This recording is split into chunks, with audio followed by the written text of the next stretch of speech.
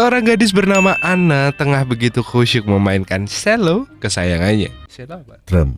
Temenan. Oh, kayak lo bass sing digesek gitu. Oh, sing gede. Sing gede. Oh.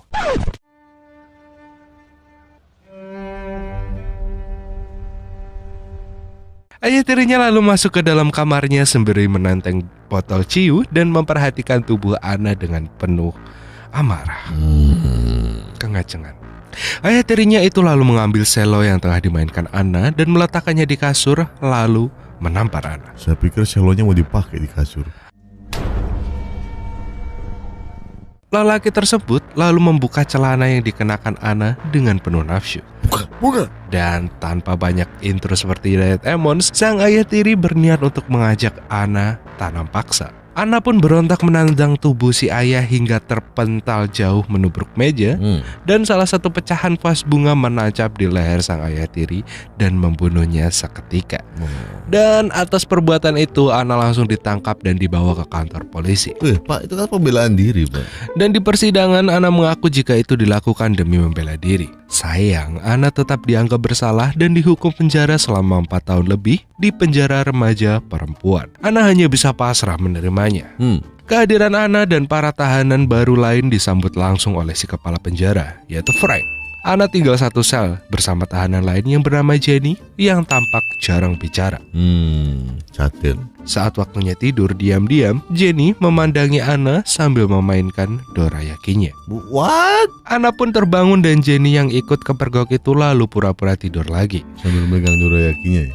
Dan keesokan paginya, di lapangan Anna dihampiri oleh seorang perempuan yang bernama Cody. Cody lalu menawari Anna bergabung dengan gengnya. Sayang, Anna tidak tertarik. Saat Anna akan pergi, Cody mengancamnya dengan pisau dan memintanya untuk memikirkan lagi tawarannya.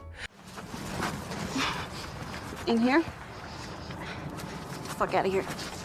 Dan di ruang makan, lagi-lagi Cody dan gengnya mendatangi Anna untuk meyakinkan dia untuk bergabung. Cody lalu menunjukkan Anna pada geng lain yang berkulit hitam yang lebih berbahaya dari gengnya. Namun Anna masih menolak untuk bergabung. Cody pun tersinggung dengan tolakan Anna lalu mendorongnya sampai tersungkur. Saat Anna tengah mengepal lantai, Cody dan gengnya menyeretnya ke sebuah ruangan lalu mengajarnya habis-habisan. Cody lalu mengancam akan membunuh Anna jika melaporkan tindakan mereka tersebut. Cody pun menciumnya sebelum meninggalkannya sendirian. Di UKS, Anna tidak berani mengaku siapa yang telah menghajarnya itu karena ancaman Cody. Dan di sana, Anna berkenalan dengan seorang perawat, sebut saja namanya Jane. Anna lalu pergi menemui Frank untuk melaporkan apa yang telah terjadi padanya. Frank lalu bersedia melindungi Anna selama Anna mau melayani kebutuhan biologisnya. Oh lah sipir bejat. Tentu saja Anna bimbang dengan tawaran tersebut. Dia memutuskan untuk menolak dulu tawaran dari Mas Frank. Sekembalinya ke kamar, Anna menangis karena merasa terjebak di sarang penyamun. Jenny pun berusaha menenangkan teman sekamarnya itu. Dalam kesempatan itu, Jenny lalu berusaha mencium Anna. Awalnya Anna menolak, tapi lama-lama sih ya digas aja. Sampai akhirnya mereka berdua yes-yesan. Yes. Keesokan harinya Anna dihampiri oleh ketua geng kulit hitam yang sebut saja Mbak Lastri. Mbak Lastri. Anna pun diancam DO dan dibully olehnya. Siapa yang diancam DO? Merasa ditekan, Anna akhirnya memutuskan untuk mendekati Cody. Namun salah satu anggotanya sebut saja Gandes melarang Anna untuk menemuinya. Mereka berdua pun lalu berkelahi karenanya.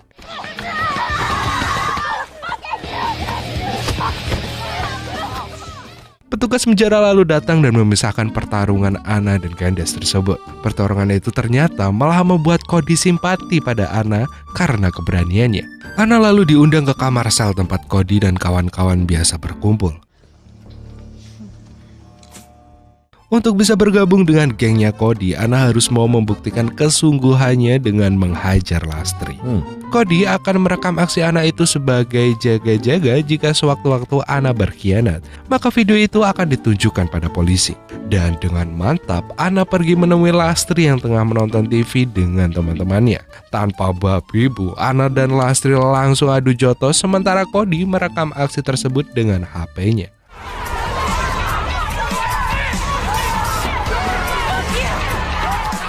Perkelahian itu lagi-lagi dipisah oleh si petugas penjara yang baru saja datang. Dan akibat peristiwa itu, Anna langsung dijebloskan ke dalam sebuah sel khusus yang sempit selama 2 hari 2 malam. Setelah keluar dari penjara kecil itu, Anna kembali menemui Frank. Dan si kepala penjara bajingan itu lagi-lagi menawari Anna untuk memenuhi hasratnya agar dia bisa dilindungi. Mas Frank becet. Karena dia sudah pasrah, Anna akhirnya mau-mau aja saat diminta karaoke dengan mikrofonnya Frank. Ku menangis. Cody dan kawan-kawan akhirnya menerima Anna sebagai anggota baru dan memberinya tato sebagai tanda gengnya. Setelah ditato, Cody lalu menawari Anna untuk mencoba narkoboy yang dia punya.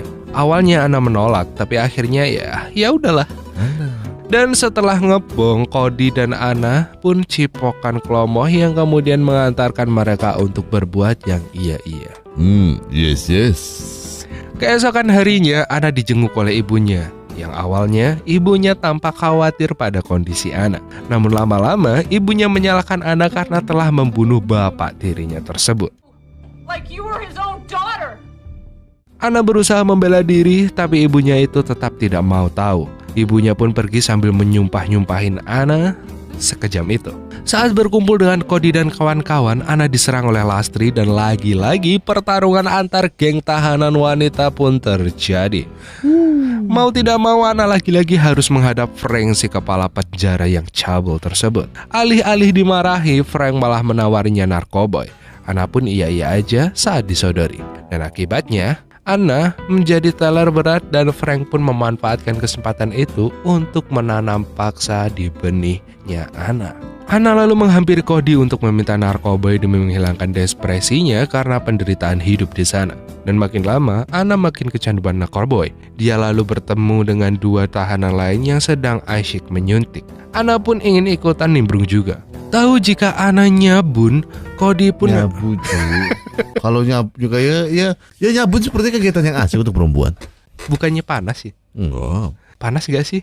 Tulis kolom komentar ya. Tahu jika Anna nyabu, Cody menasehatinya agar tidak makan narkoba terus. Mereka berdua pun bertengkar hebat hingga akhirnya Cody pun mengeluarkan Anna dari gengnya.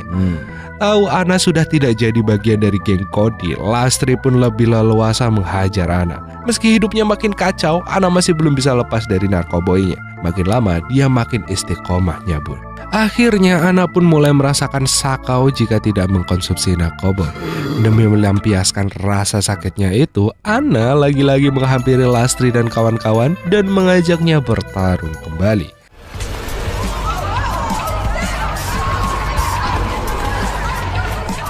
Setelah pertarungan itu, Cody mendatanginya di kamar. Cody sudah muak dengan kelakuan Anna yang makin waton itu.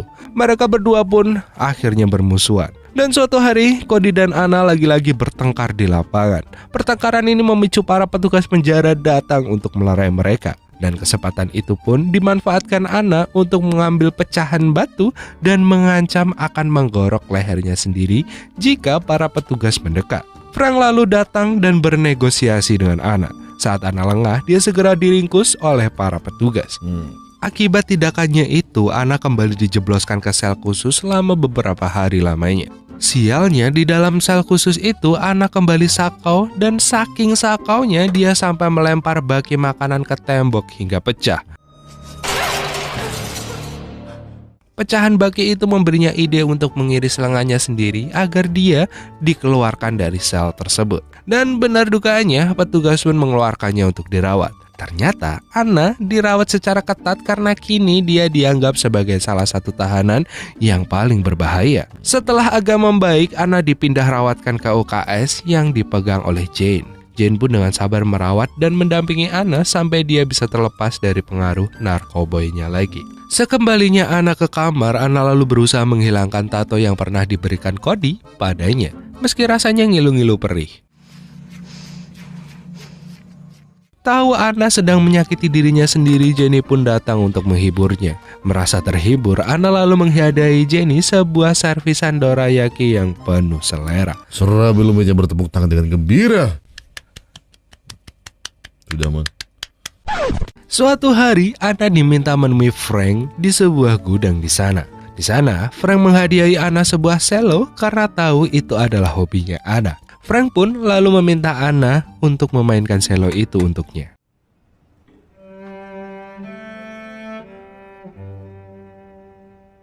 Dan suatu hari, saat sedang berjalan di lorong, Anna dikeroyok lagi oleh Cody dan gengnya yang kini membenci dirinya. Cody lalu mengambil pisau cukur dan menyayat wajah Anna dengannya. Dan tak hanya itu, Cody juga menginjak-injak tangan Anna yang biasa dia gunakan untuk bermain cello. Anjing.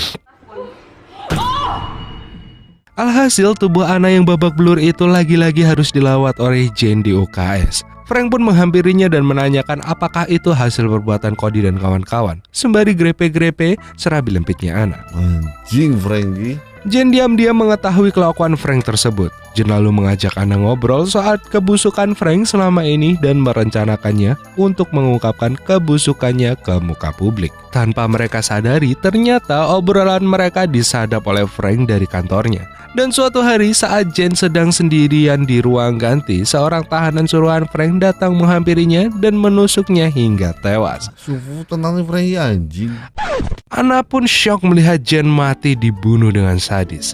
Harapannya untuk menghancurkan Frank pun telah pupus. Frank lalu memanggilnya ke kantor dan pura-pura menanyakan apakah Anna tahu siapa pembunuh Jane. Frank menuduh Cody lah dalangnya. Dan konon, Anna lah yang bakal dibunuh selanjutnya. Dan beberapa hari kemudian diselenggarakanlah sebuah pentas inaugurasi di penjara tersebut. Anna pun tampil di atas panggung dan memukau semua orang.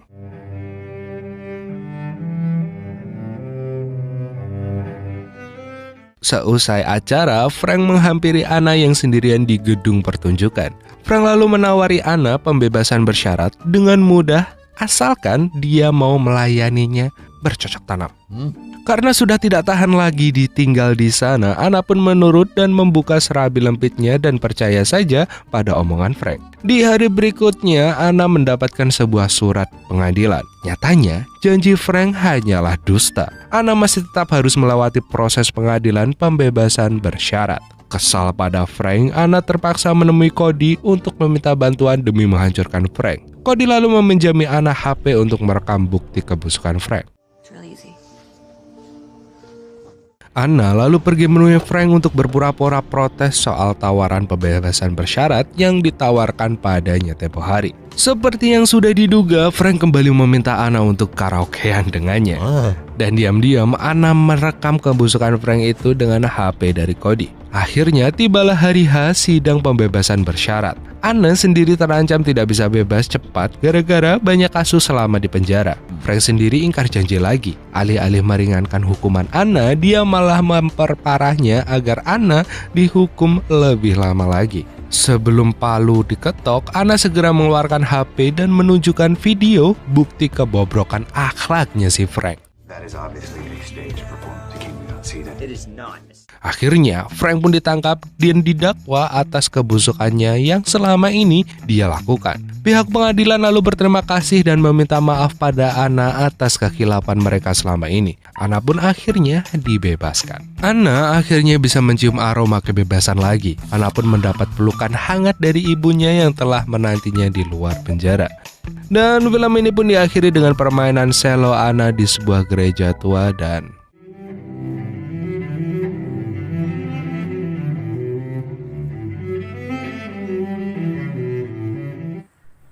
Oke, terima kasih buat kalian semua yang udah nonton.